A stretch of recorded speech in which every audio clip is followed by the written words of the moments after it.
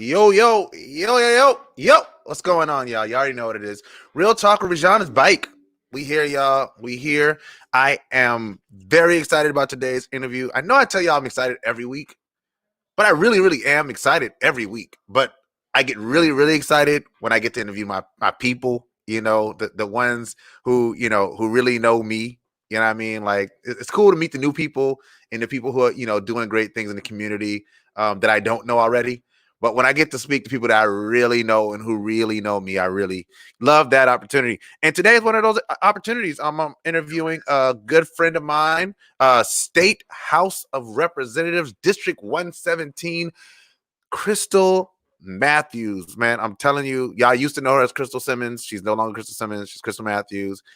Her mama called her Clay. I'm going to call her Clay. So Krystle Matthews it is. All right? Please. So what we need to do, we'll get started at 7 o'clock. I need y'all to share, let the world know we are live, baby. We are live. Representative Matthews is in the background. I'm going to call her Krystle for the purposes of this interview because she's my friend. And you call your friends by their names. So if I called her Representative Matthews the whole time, I feel really awkward, and it wouldn't be a real conversation. Because when I see her in the grocery store, I don't be like, "Hey, Representative Matthews." I say, "What up, Ohio?" So yeah. So I'm not even gonna call her nickname. I'm just call her Krystle. So y'all know what it's. So y'all feel like y'all are in on the conversation. Because that's what's up. Devonte, you back again today, boy. I see you. What's up, man? That's my guy. Listen, this guy right here. Devonte Jarvis, man, this guy was in my class. I taught him in the 4th grade, and now he's going to the 8th grade, and I am so proud of him. Shout out to Devonte. He lives in Virginia now. I see you, boy. Thank you for watching. I appreciate it.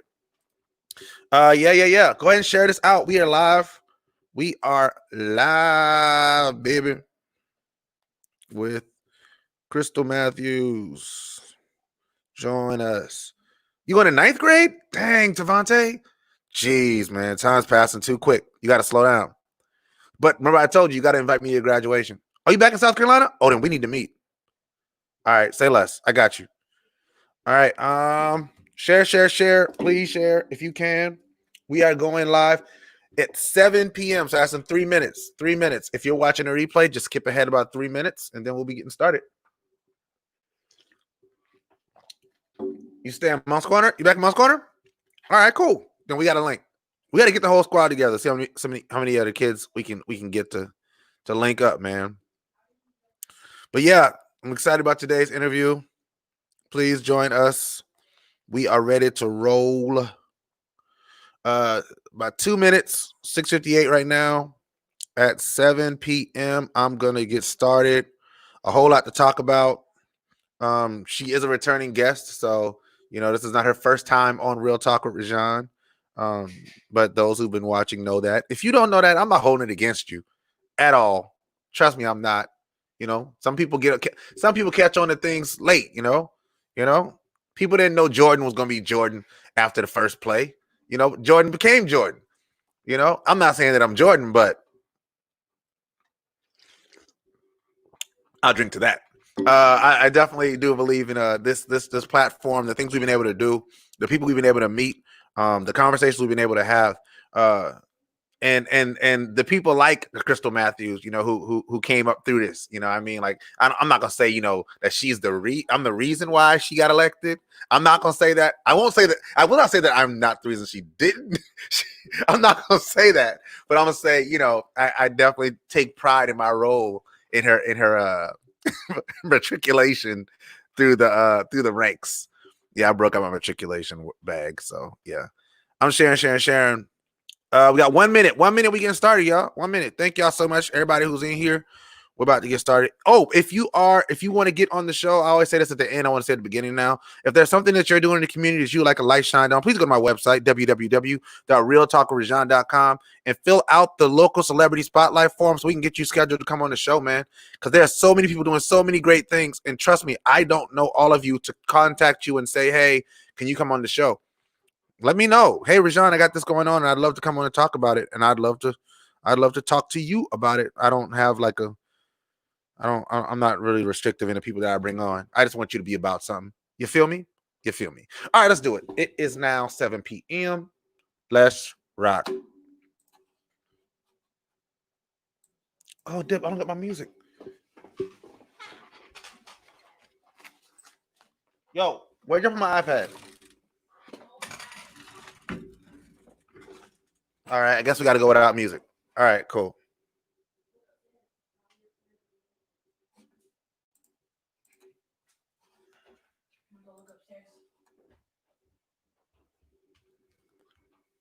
Hello, world, and welcome back to Real Talk with Rajan when nothing's off limits. You could have been anywhere in the world, but you are here with me, and I appreciate that. I am your host, Rajan Lewis. Now, here on Real Talk with Rajan, everything's debatable, so on any given week, we could be discussing anything from sports to music to politics. You name it, we'll discuss it. Now, for those who are new to Real Talk with Rajan, the show has a goal of shining a light on the great things that are happening right here in the Low Country. And today we have a very, very special guest that I'm really excited about interviewing, my friend, Krystle Matthews. But before I bring her on, let me send a special shout out to my sponsors. Do you need business cards, t-shirts, banners, car decals, and magnets? You can find all of this and more at www.science2see.com. This month, make sure you use your special discount code of Buy Black at www.science2see.com. Also, are you looking to start a career in cybersecurity and don't know where to start? Please visit Cyber Prep U. They have trained IT professionals that can get you started on your way. Visit www.cyberprepu.as.me. And with that being said, I want to bring on my guest for today, the very illustrious Miss Krystle Matthews. Hello, ma'am. Hello. What's up, people? What's going on? What's going on, sis? You already know what it is. That's what's up. So let's go ahead and get right into it. So for those who do not know you, please introduce yourself to the audience. I am Representative Krystle Matthews. I represent District 117, which is a piece of Goose Creek, Ladson, and a small piece of North Charleston over by Green Ridge, North Rancho-ish area. So that's me. I'm a mother of 5. I work at Boeing, been there 12 years, and I'm also in the State House. So just trying to do some work for the community. Nice. So let's go back to way back when. Way back. So where are you originally from? Let's walk through the story for those who didn't watch us last time. Okay, so I'm originally from Sandusky, Port Clinton, Ohio. 2 small towns, literally like Mayberry. It takes about 10 or 15 minutes to get across town. And I was born and raised there. I went to Hampton University first, and then I went back to University of Cincinnati, lived a little, and eventually made my way to Virginia Beach. So yeah, I guess I'm a poster child for surviving. My mother went to prison when I was 8, and yes, me and her we are good now. We have learned some lessons. I never lived with her again after that. I kind of moved in with some cousins around 14, and I was one of those kids that kind of went from house to house. Your cousin's always crashing. That'd be me. Yeah. I'm that cousin. But I always had a person there to keep their hand on me every step of the way. So thank God for placing people just at the right intervals in my life, helping me survive and make it through. And man, now I'm here in South Carolina, and I am in the State House. So yeah. So let's go there. Running. So last time you came on the show, you were actually running for office. And now, here we are. You're actually on your re-election campaign. So let's just talk about that first year. First of all, what was it like to get elected? Let's go back to there, because we never had to talk on camera. So what was that like to get elected? Getting elected was mind blowing. I mean, not that I didn't think I could win, but I had no idea what the political scene was down here in the Low Country. I didn't know how I was going to do with being a new name and people never hearing of me, not knowing who I am. I only had 6 yard signs, y'all. I didn't have any money. I raised less than $1,000 because I didn't know how to campaign. I literally campaigned like a mother. I used coupons and bought my stuff off of Vistaprint. Yes, couponing does work for campaigning. And thanks to some friends, and my bro over here is the one actually who called and told me that I won, y'all, because just being real, I still work a real job. So I went to work at 4 that morning, and I like to tell this story because I think it gives people perspective about elections. But you know how they dress their kids up, and everybody's all cute and getting ready for the watch night party to see if you won. Yeah, I did all of that. I was all excited. My bro here, Ray Jean, was calling me with updates that I didn't know where he was getting from, y'all. I had no idea. And I was at the watch party for 2 hours when I realized people were still in line to vote. So I tapped JA and I said, hey, I got to go home and put my kids in the bed because they got school. They got school and I got to go to work in the morning. And I left. And on my drive home, Ray Jean is calling me with like live updates, y'all. Like, it's this and it's this. And I'm like, oh, okay. So I'm driving. I get home. I put my kids in the bed. And I'm like, I'm just going to watch from the couch. And the precincts are still reporting. They're not in yet. Man, y'all. Man, I fell asleep.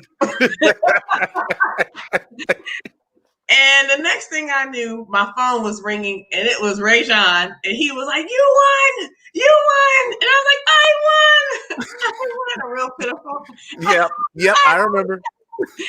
I was so sleepy; it was unreal. But yeah, I went to work that morning, just like the rest of everybody else did too. That's crazy. That's crazy. So what was it like? So once you got elected, the one thing you didn't mention is that you were the first person as first Black female to be elected in that district. Right? Yeah, so not only was I the first female, I was the first female. I'm the first Black female to ever be elected to District 117, which officially makes me Black history. Do that. And, I'm also the first person at our Boeing site to ever be elected to office, and I'm the first person in the history of the Boeing company to ever work and serve at the exact same time. Okay. Yeah. So naturally, that's just lining you up for some larger stuff down the road, I'm hoping. We'll see. Oh, okay. All right, Seattle, we watching you. All right, Seattle, we watching you. Because isn't the national strategic director? He's from South Carolina too. Yeah, he is. Yeah, I met him. He's a cool guy. I like him. Yeah. So what was your first term? I'm saying first term because I'm already calling it that you're getting reelected. So what was your first term like? It was like drinking from the water hose, honestly. When I walked in, it was breathtaking to see the chamber and with all the wood and all the luxurious fittings. And I was really in awe of everything that I was seeing. Now, one thing that I quickly noted was that I didn't have as much information or knowledge as everybody else. I had never been in politics. So at orientation, the speaker was going through what we were going to do and how things were going to work. And every time he said 2 sentences, I had my hand up like, well, what's a committee? And I've never been that kid in the class that's scared to ask questions. Right. Thank God for me, because I had no idea about anything. And I asked questions about everything. So for me, it was definitely very, very much like drinking out of the water hose. Democrats, I think, and Republicans alike, I'll say it's probably both. They don't do a good job of handing down information. To say that some of them have been there 10 or more years, we walk in and we don't get anything from them. No tip sheet, no help sheet. They expect you to ask them questions. And I feel like, man, that's some backwards-ish right there. Like, what the hell? I gotta come in here and I don't even know what questions to ask you, and you expect me to ask you questions? Right. Because campaigning and governing are 2 different things.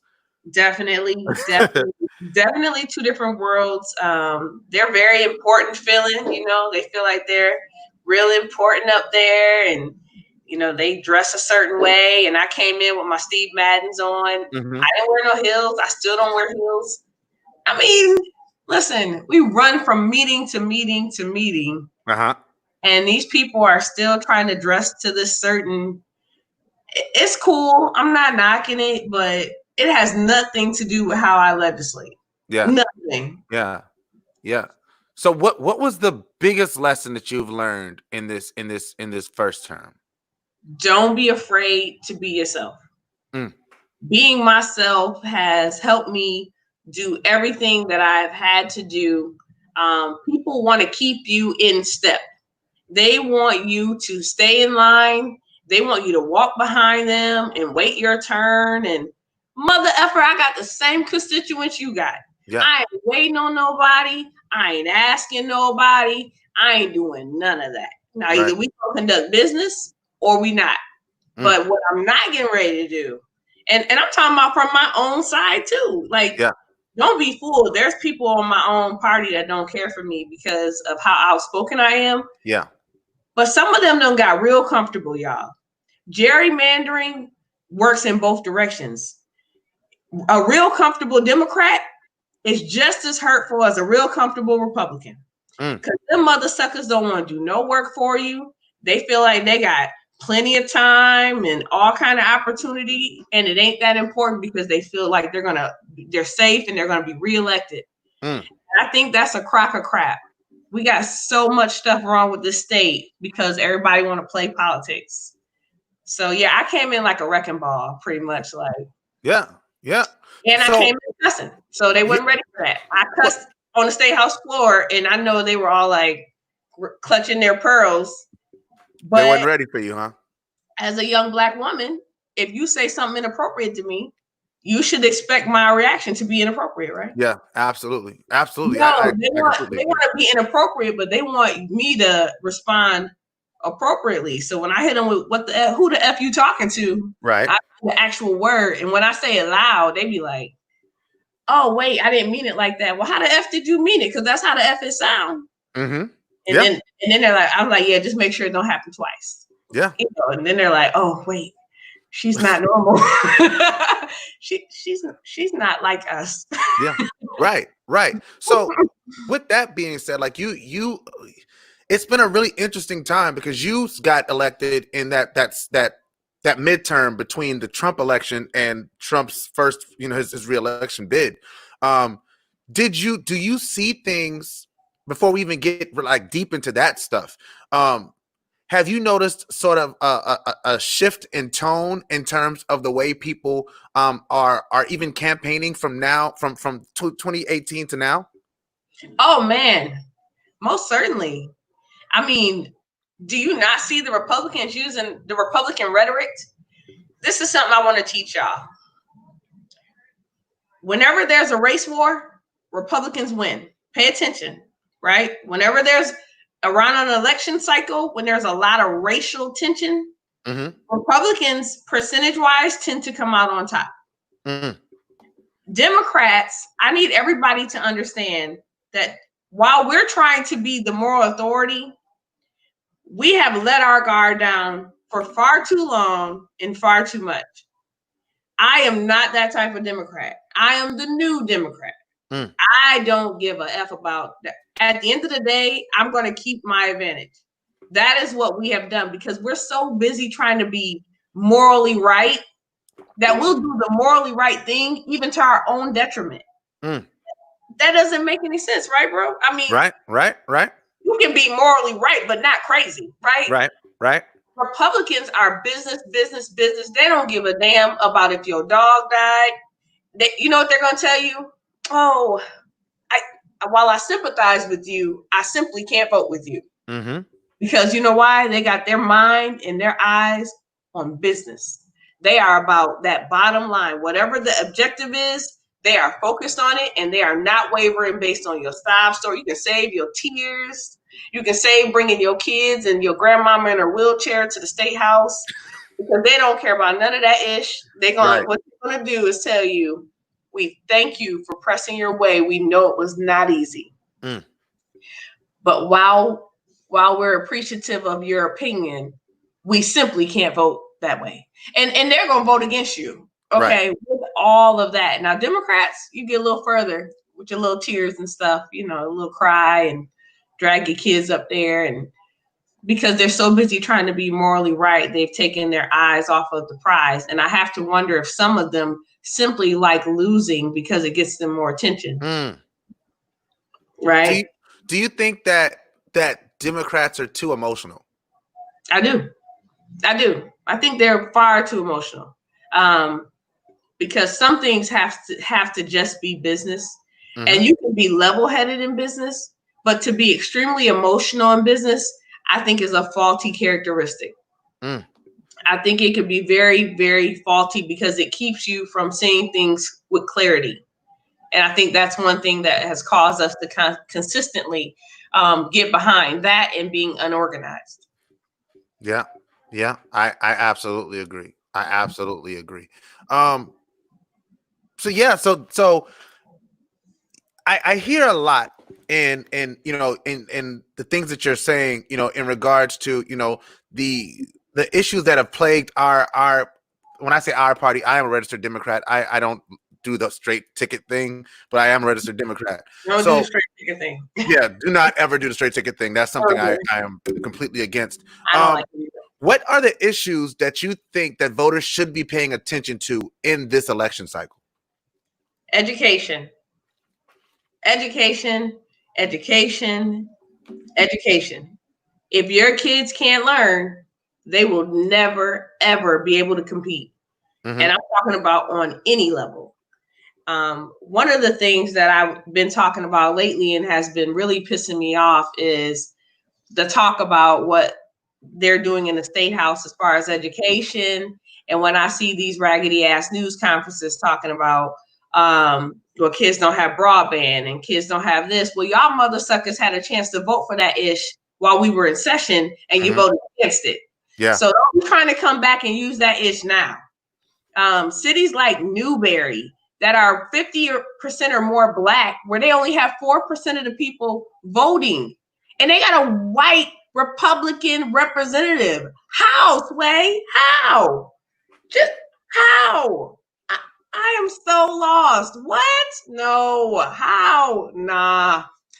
So education, definitely education. Don't get distracted by the glitzy glammy shit. Y'all, Mm-hmm. come on. Yeah. We're not cats. We're not gonna jump at lights and stuff. Not only that, but we definitely pay attention to money. And I say money because money is what pushes this state. This state is an economic powerhouse right now. And that is what everybody is focused on when it comes to big business, when it comes to legislation. I don't know how many people know this, but state governments were never they were never made to make money. Mm. They were made to make enough money to sustain themselves and run, but they were never meant to be profitable, if that makes sense. Mm-hmm. So you got to be careful when you have people talking about economics and not other infrastructure responsibilities that come with it. Mm-hmm. Now, your raggedy governor decided to give $32 million to white folks. I say white folks because are there any Black-owned private schools in South Carolina? Not that I know of. There aren't any. So I don't give a F who get to use the money. Not only that, but it doesn't cover tuition past this year. So who's going to pay for it after that? And it doesn't even cover the cost of all of tuition. But at the end of the day, no matter who uses the money, y'all, if there's only white-owned private schools, where does the money go? To the owner of the school, right? Absolutely. And if there are no Black-owned private schools, then it doesn't matter if little Black Jimmy gets to use their $6,500 to go to the private school for this one semester that he's going to be able to afford off of $6,500. Yeah. Does it? You're right. Little You're Jimmy absolutely going to right. get back to public school next semester is what he going to be. Are people looking at? I'm sorry. Go ahead. So are people looking at that from the right? Are people paying enough attention to what's happening with the with this economic? Because with the SAFE, I believe it was the SAFE Act, correct?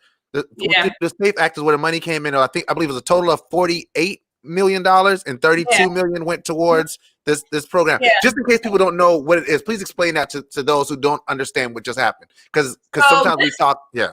So this was money given by the federal government through the Greers Foundation, GEER, Gears or whatever. It was money given directly to the governors of each state to use at their discretion for educational purposes. Now, it doesn't say how they have to use it, but we don't get a say, so we can't. I know a lot of people, are asking what we can do. We don't get. This is one of the instances where we can't get in the fight. We don't have a dog in the fight. Right. So this was given directly to the governors for their own discretion on how to use it, pertaining to going back to school with COVID and all that. So he decided to give roughly 67% of it to private schools, which is 32 million out of the 48. And so his saying is, oh, well, the lower middle class students will get to go. But I just want to break down something that, if you guys don't know, Anjanae Davis with Charleston County, brother Anjanae Davis right there. He's on. I'm not good at multitasking, so I don't know. He's very good at breaking down educational things. So if you don't have him on your Facebook, he'd be somebody who may be good to add as a resource just to, I don't think I go to anybody's page necessarily, but I know when I see it on my wall, I read it, make sure I understand what's going on. But one of the breakdowns that a lot of people didn't really pay attention to was the money of that, how much the income level was. Yeah. I have 5 kids, right? And so you can have a family with 5 or 6 people in it and still make $100,000, and your kids qualify for this grant. Wow. So it's very tricky. Anybody who's ever taken statistics knows that you can skew numbers to read out however you want them. And this is one of those cases. They can say whatever they want about where they want it to be used. But again, my words for this year are follow through. Who's going to make sure that money gets used where it's supposed to be used? Nobody. Nobody is. That's why Charleston County School District is spending $350,000 on 1-2 classroom trailer. How many of them are on their campuses? But they can't pay teachers, but they're closing Black schools. Are you kidding me? Our budget for broadband for rural areas was $100 million. They slashed it in half, and now they're telling you guys in every press conference that the reason kids need to go back to school is because they don't have broadband. Yeah. Boom. Yeah. That's something. That's definitely something. Follow the money. Politics is about money and about power and about access. I learned that. Money, power, and access. Yeah. So you just brought up, the back to school thing. With everything that's going on, of course, this isn't something that legislators vote on at the State House. But how do you feel about the handling of these back to school situations as a mother and as somebody who does represent the state, represent your district in the state? I feel like it's too soon. I definitely feel like this is a political decision. I am telling all of my parents, please, this is out of all the times to be a parent, this is the time to be a parent. You have to make the decision that is best for your children because these folks are playing politics. They don't give a damn about whether your children live or die. If you have to bury your kids tomorrow, they won't be at the funeral. Mm-hmm. If I have to bury mine, they might come because I'm a state rep, but that'd be the only reason they'd be there. Yeah. So I definitely think it's too soon. We have too many cases. We're putting our teachers at risk. They're not getting an option. Not only are they not getting an option, but the communication is shitty. I mean, the plans are non-detailed. They're still trying to figure pieces out.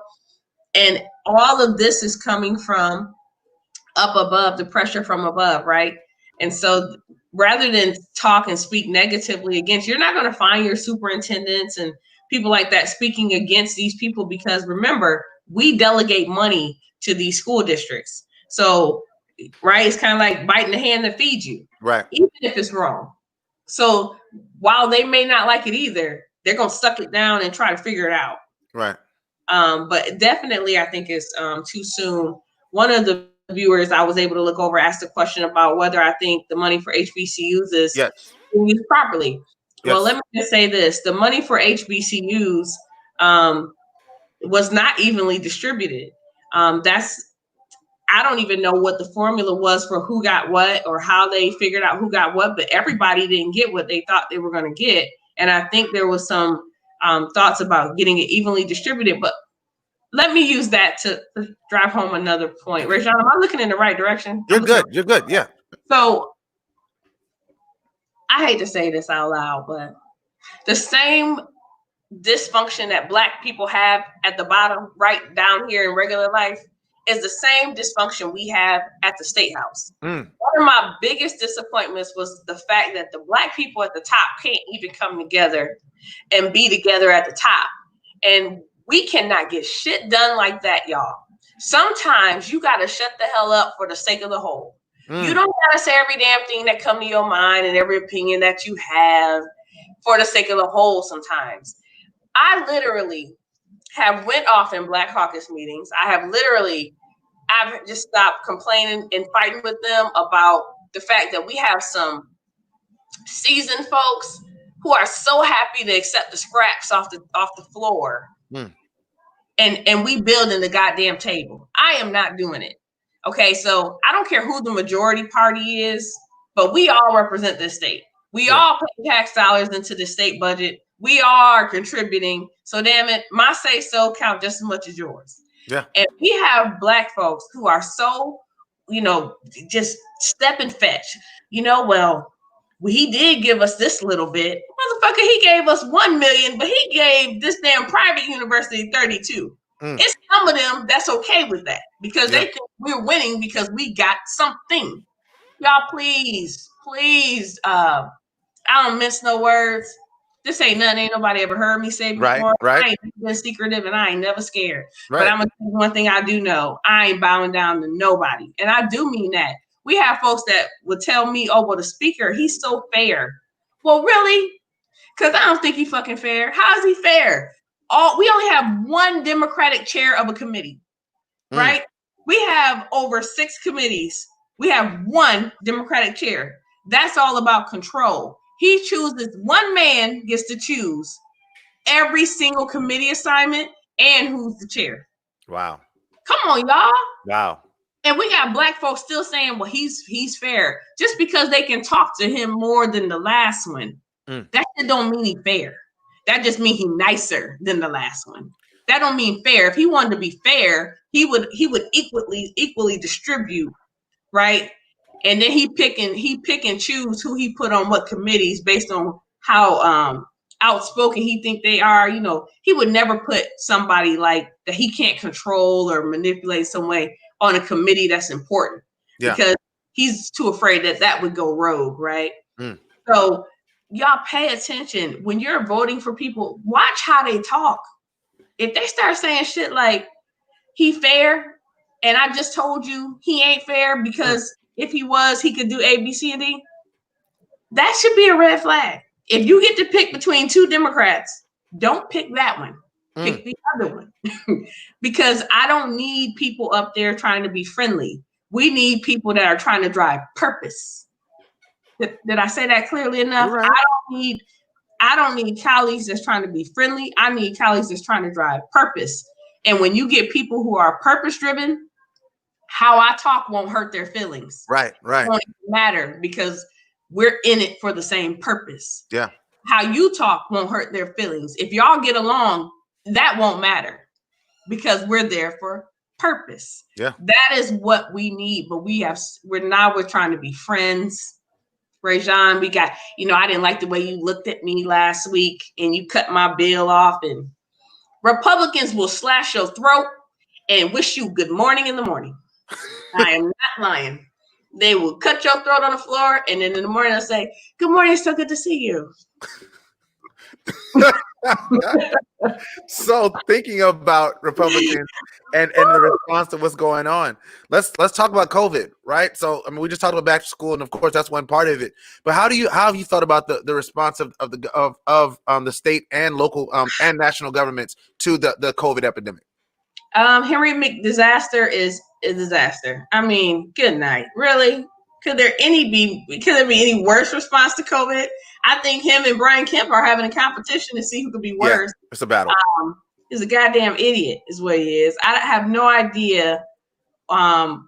He's definitely playing to that Republican card, but the response to COVID, in my opinion, a lot of it is driven by the fact that this is an election year, and Republicans are scared to go against Republicans simply based on fear. I mean, look at how the president is attacking even lower level races, y'all. Typically, they wouldn't get involved in lower level races, but this fool gets involved in everything, literally. So if you were a Republican and you wanted to go against, would this be the year you chose?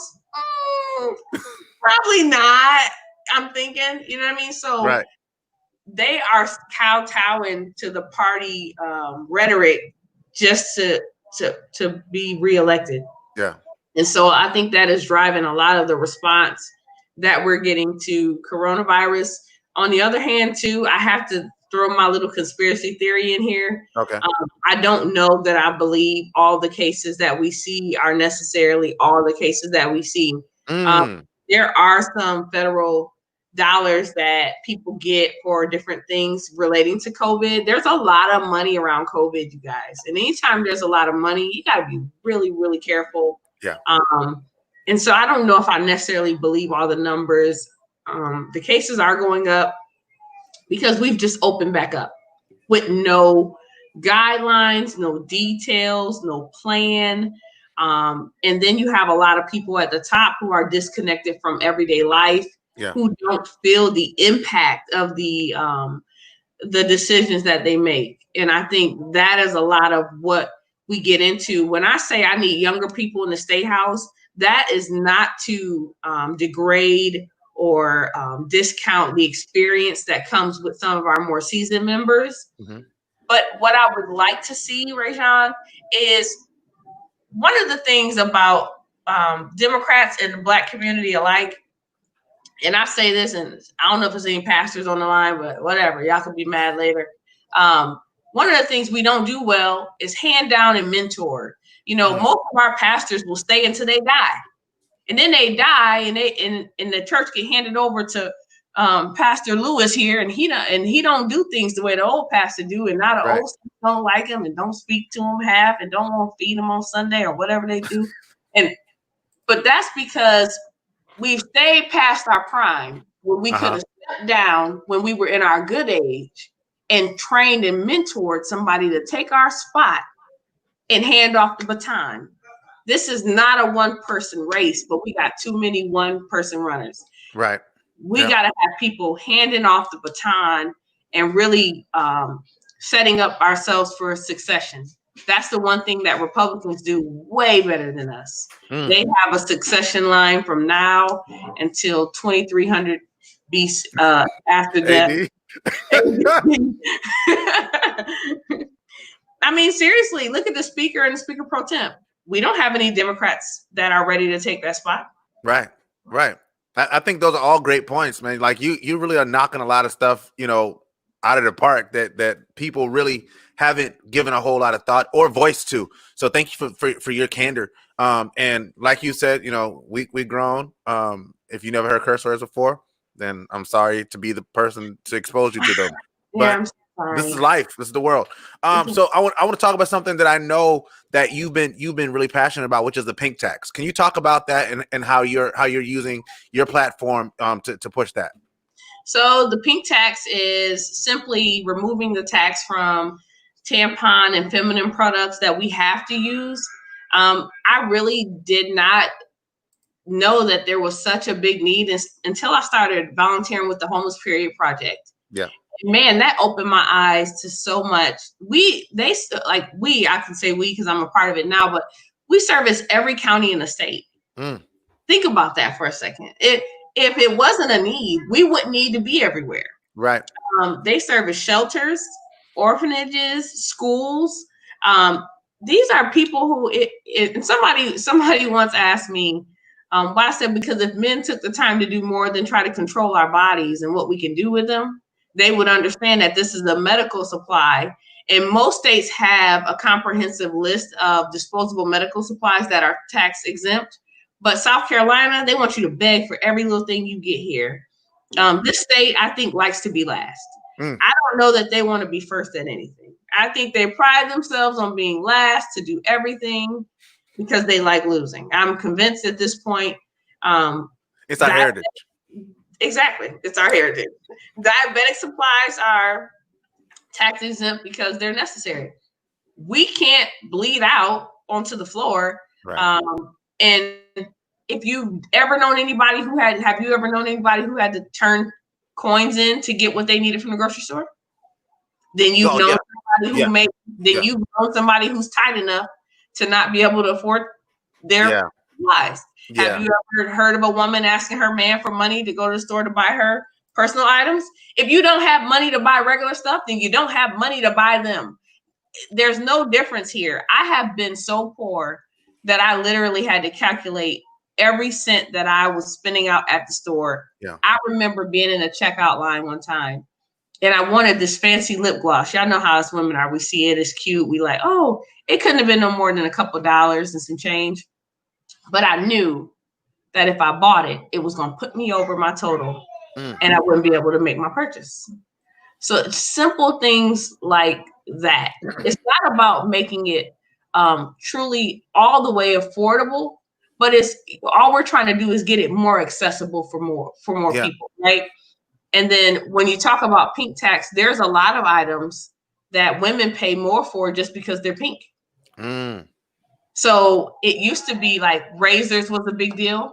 It don't cost more to make pink. You just change the color in the mold. Right. When they market it to women, because it's pink and flowery and pretty, they would charge more. And the men's might just be a basic package, and it might be just plain blue. But guess what? It doesn't really have a manufacturing cost difference. It's just a different design.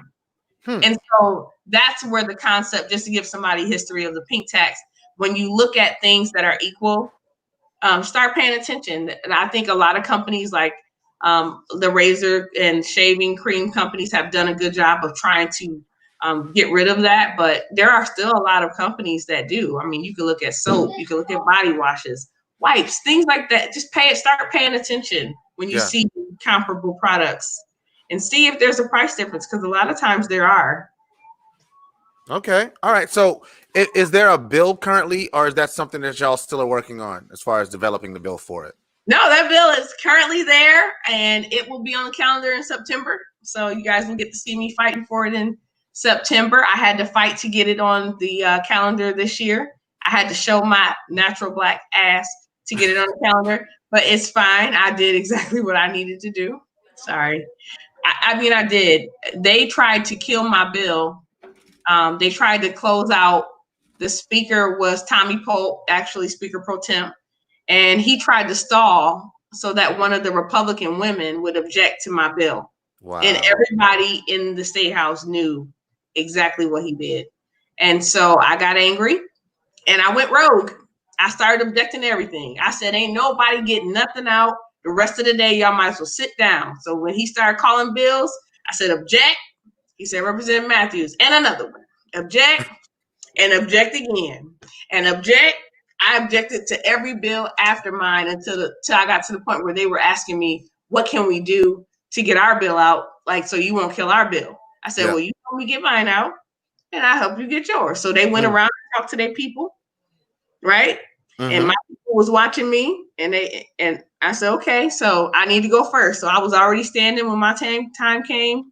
And then the one lady objected, but then Gilda Cobb Hunter came right behind me, pulled it up, boom, it was out. But I had to hold up all their shit to get mine, right? That's ugly, but it happens.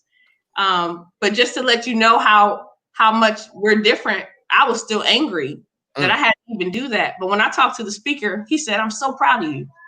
And I said, what? I said, that was your people's stuff I was holding up. He said, well, sometimes, he said, you know what? You learned a lesson. I said, well, what's the lesson? He said, sometimes you got to hold up somebody else's stuff to get yours. To get yours, yeah. Yeah. But for them, it's business. For Democrats, emotion, right? Yeah. Bad. So that was just a good example of the difference as well. Okay. All right. So I want to ask you this question. All right. Because there's a lot going on. We got COVID, we got social injustice. In fact, we didn't talk about the social injustice stuff. What's your reaction to, what's going on in the world in terms of social injustice and the marches that have happened, like case in point, the marches that have happened in Colombia, marching for that hate crime bill. Where are we on that hate crime bill? Oh, they are stalling that bill out. They don't want it.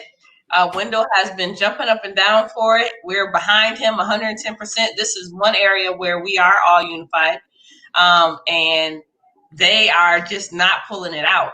So it can get stuck in committee and never make it to the floor if the committee chairperson doesn't want it to get out. Because, chairperson? I don't know who the committee chairperson is for that one. I'm sorry. Send me that one. Send me that information, and so that The sounds bill like something we need number to is flood some email boxes. yeah. The bill is 3063. Uh-huh. HH 3063. I'll let you know who the committee chairperson is so you can flood their inbox. But they don't want that bill to get out. Window has tried to pull that bill out several times over. We definitely are backing Window, but they are just. Some of them actually don't think we need a hate crime bill. You know that? I'm serious. Even after the whole and see this again with the Mother Emanuel, right? Oh, Charleston Strong, right? Oh, we're all Yeah. oh. But guess what? They ain't moving no legislation toward guns. They ain't moving no legislation toward hate crimes. None of the stuff that matters. But Rajon, it's just awful. I went down there and I stood and sung with the people at the church. We shall overcome, or whatever they were singing that day, and my heart was touched. But you think they're gonna pass that bill? And we gotta stop accepting that stuff. We have now let up on these protests and things like that. I had never spoken out against a protest, and I never will. Yeah. Because I feel like they're necessary on all different levels. And for some of y'all sedity Black folks who think that everything is not necessary, I will quote Dr. Cornel West when he said, "Thank God for the common folk." Common folk will tear shit up and burn shit down, and that's what really gets the needle moving. If having elected officials in high places was enough, then it would have already been enough. Right. We have the highest office in the country. Do y'all understand that? It takes protest on every level. Nobody's telling you to go outside of your comfort zone. But just don't hate. This is one of those instances where I said sometimes you just gotta shut the hell up for the sake of the whole. Yeah. Don't hate on somebody else's way because it ain't your way. Because all the pressure matters. All of the pressure. Everything that we've gotten so far is because of pressure. But if we let off the gas, y'all, just like with George Floyd, they say the Black officers couldn't guard the killer of George Floyd anymore, right? And they let the white officers guard them. But now all of a sudden he done made a cell phone call. You know what I'm saying? Yeah. You can't let off the gas. You know, the president is sending troops everywhere, but he ain't sending nobody to find the killers of Breonna Taylor and arrest them. Right. He got all this power, right? But what is he using it for? He's sidestepping, and that's where I get confused when I look around at our local officials and y'all have issues. I get calls from all over the low country for stuff that is not mine because they know I'm gonna handle it. But if you have a representative and you would prefer to call me, that should be the first sign that you need a new representative. Yeah. That right there should be the first sign. I don't give a damn if they're Democrat, Black, white, or other. Honestly, I think that we have got to start holding people accountable for doing their job and following through. Nobody, and I mean nobody, can say anything because I have so much responsibility on my plate and I'm still able to work for my constituents. Still. Yeah. I have 2 jobs, 5 kids that I still have to entertain, homeschool, just like everybody else. So you don't get a free pass. That's not how this works. Well said. With all this going on, this is the question I wanted to ask you. Okay. How are you protecting your mental health?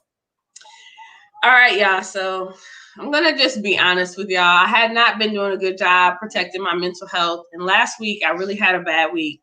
I actually had 2 or 3 days where I was just really depressed. I just was down. I was overwhelmed and overloaded. It wasn't a sad depressed. It was a stress depressed. And I called my doctor. And one of the things that I want to advise you guys to do is don't fight those feelings thinking that you can just handle it. If you feel like you're heavy and weighted down, talk to somebody. Call your doctor. My regular doctor, y'all. I told him, like, look, I'm dealing with Black Lives Matter. I'm dealing with PPP, PUA, unemployment, EIDL, It's stimulus check issues. I'm dealing with waste management issues. I'm still handling flooding issues. And that's on top of my regular life. Mm. And he was like, you know what? You need to do what I do, and you need to triage your life. So you need to prioritize. He told me what we do, especially in this climate this year, y'all, this has been the year from hell. Mm-hmm. Like, we came right out of Kobe's death into Yeah. coronavirus. We had a small tornado rip through, right? Yeah. And then we ran right into the Black Lives Matter protests and all these killings, right? And then we run into unemployment, PPP, businesses being shut down, trying to get money, trying to get grants, trying to figure out how to apply, stimulus checks, right? All of these things, you guys, are added stressors to our everyday lives. It is okay if you feel overwhelmed. It's okay if you feel heavy. I have heard more grown men cry this year than I ever have in my entire life. Yeah. Ever, Rajon. I've never heard so many grown men cry. Ever. And he told me, though, he said, I see 30 patients in a day, and that's a lot. He said, but when people try to add stuff on, I have to tell them no, because just like what they have going on is important, there's a guy in the next room who might be having chest pains. Right. There's a lady in the other room who might have something severe going on. So he told me I had to triage, but I definitely reached out for help because I felt like I was overloaded. And I do walk the bridge, which is 5 miles every day. I try to give myself a mental break, let my mind unwind, unplug from social media. Definitely don't watch the news. Don't watch the news.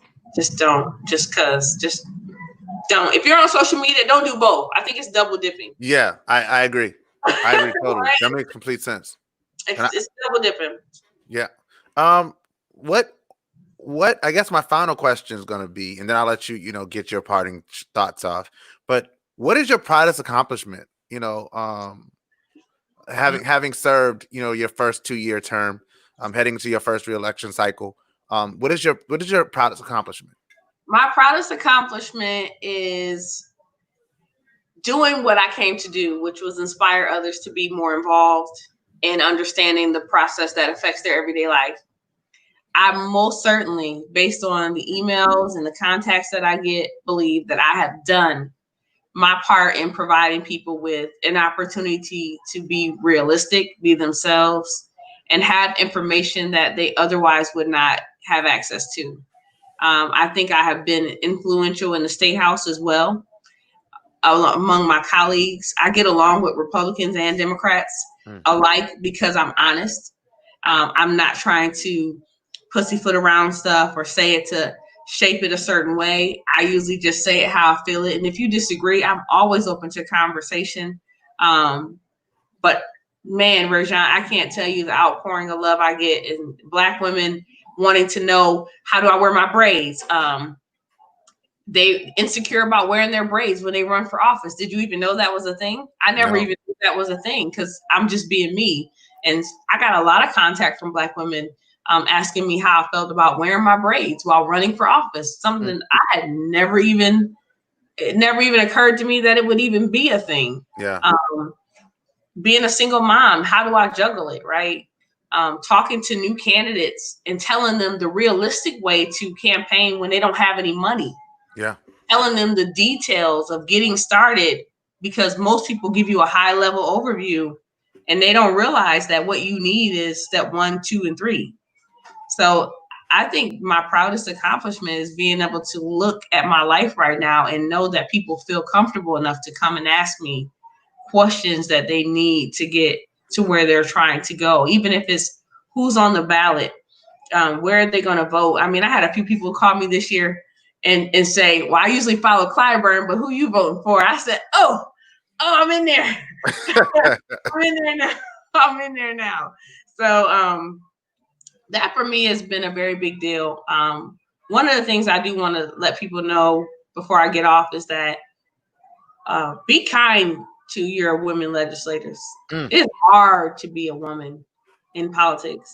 It's hard to be a Black woman in politics. Black women are known for being strong, and people don't like to allow you to be anything outside of that rhetoric.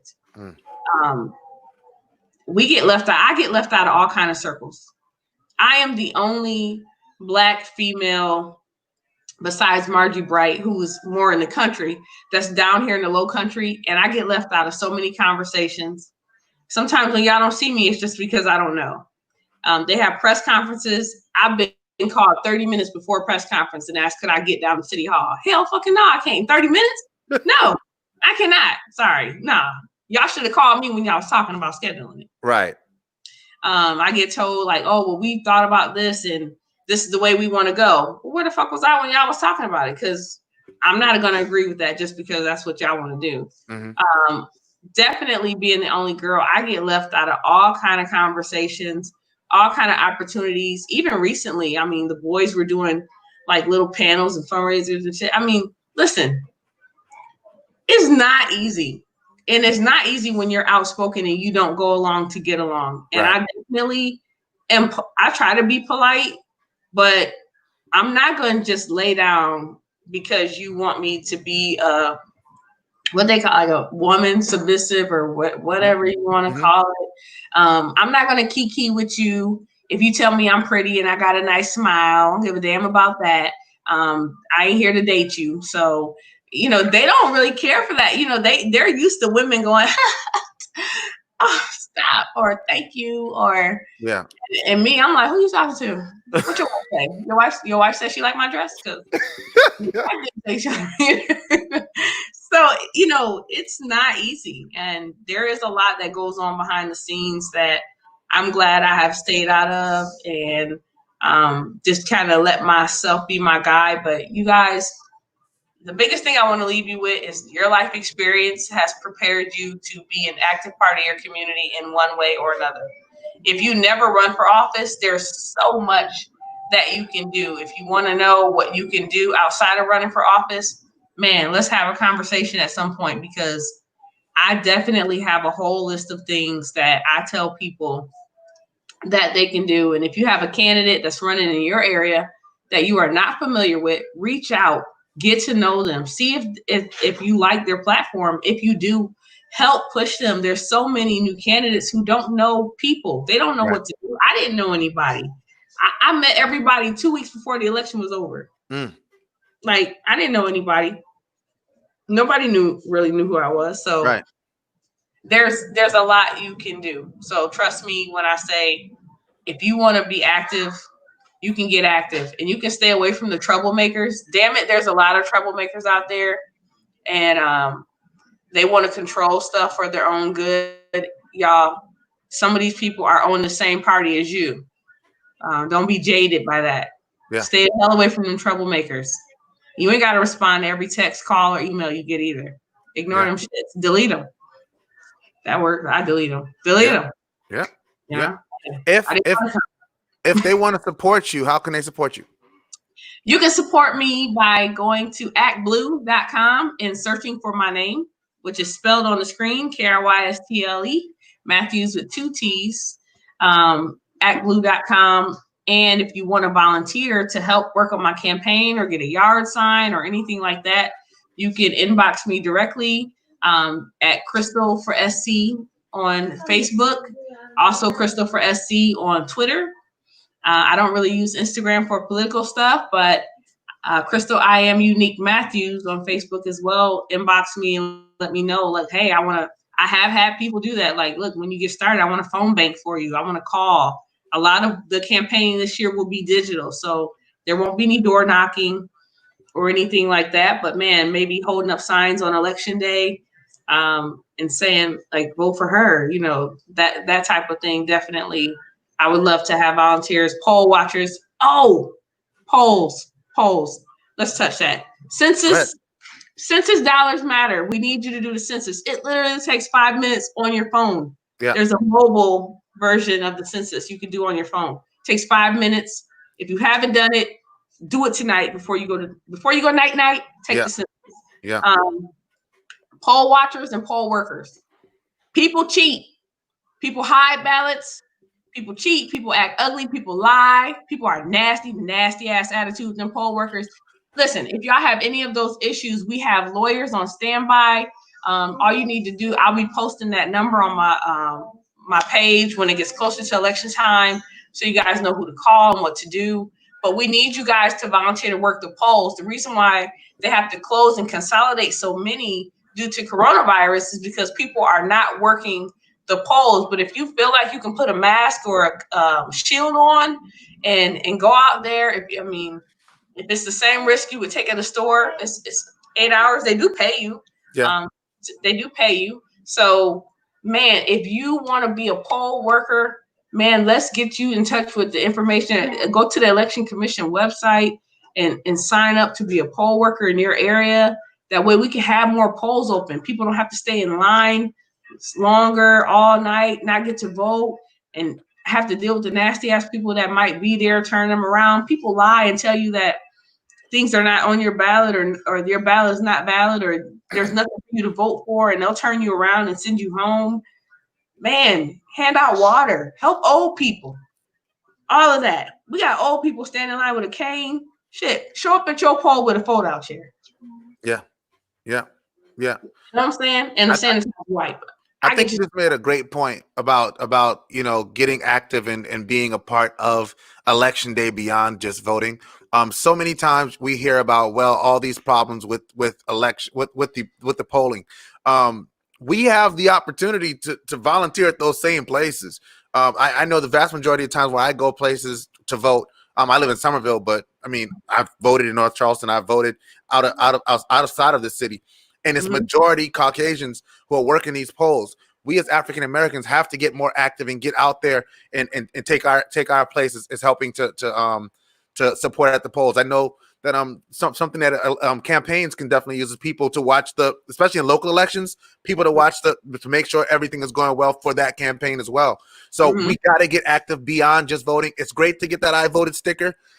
But now let's move. Let's continue to advance forward. Let's continue to advance that forward. I wanted to just chime in there and tell you thank you for everything that you do. You are you said that you've inspired people. I don't think that the breadth of the amount of people you've inspired. I think one day Lord willing, we'll be like 80 something years old and like an old folks home, and then like people are gonna be coming in and I'm just gonna watch them come in and tell you how dope you were, because we got to go to the same old folks home because like we family now. So if the kids put us in the old folks home, then we all got to go to the same one, like me, you, and Toya, and everybody. Yeah, because we're dancing. Right. In the old folks home. But I'm so inspired by you. I am so inspired by you. Knowing the things that you've been through, knowing the type of mother that you are, the type of person that you are, and the type of friend that you are. I cannot wish you enough great things because I just know that they're coming in your future, and I'm just excited of seeing what comes next. I appreciate that. Maybe I'll run for a higher office. I mean, if you keep encouraging me the way you are, I'm gonna have to step up my game. Well, you already know that's nothing but a word. Like I got you. Not only will I support you. Not only will I support you, but I'll like in words, but actions come with that.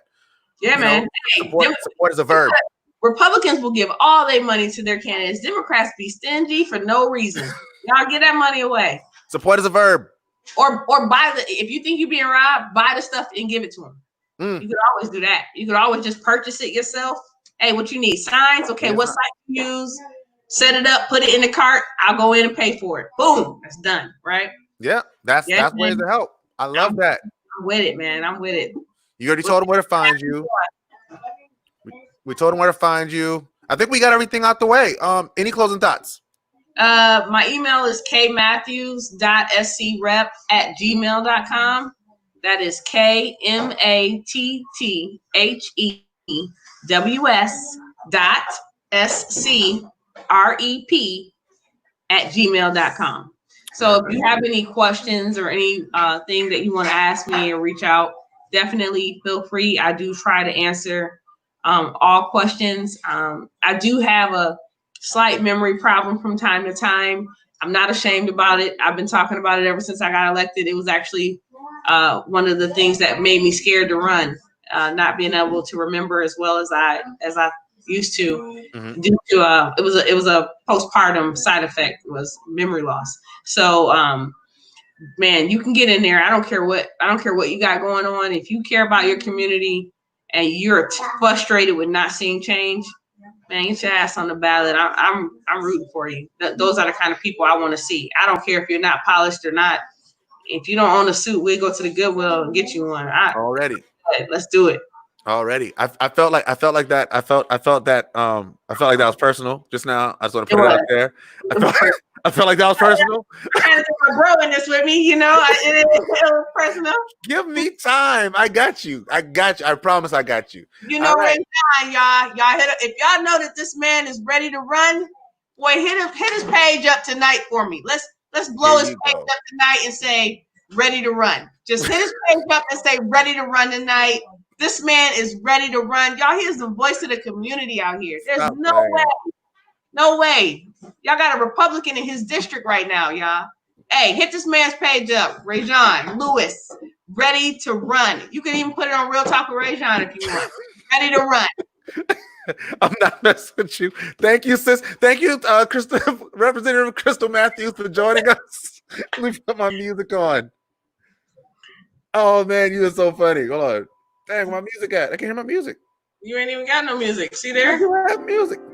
Can you hear it now? I hear piano. Jeez. Thank you, Krystle Matthews, for joining us tonight, man. This has been a dope interview. This is my sister, my friend. There's certain people that just bring out the best in people, man. I'm humbled.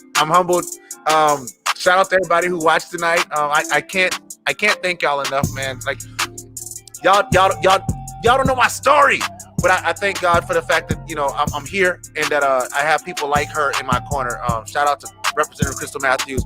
If you do one thing, what up, man? I see you, B.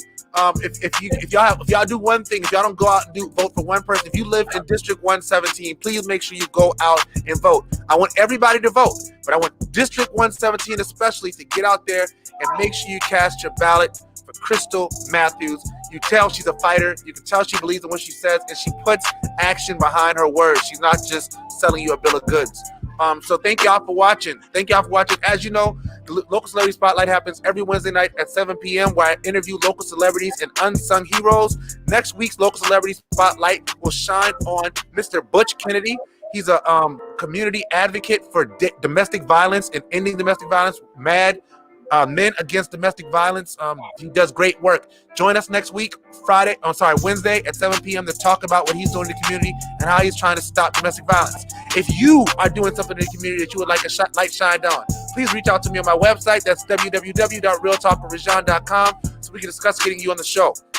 This and all my shows, in addition to the Car Chronicle series, is now available for your listening pleasure via Apple, Google, Spotify, and any place you can find podcasts. You can also find it on my website. You guessed it, www.realtalkwithrajon.com. If you'd like to be made aware of when I go live, because sometimes it is unscheduled, please be sure to click the follow or subscribe tab on the page and turn on the notifications so that you will know when something new is posted to the page.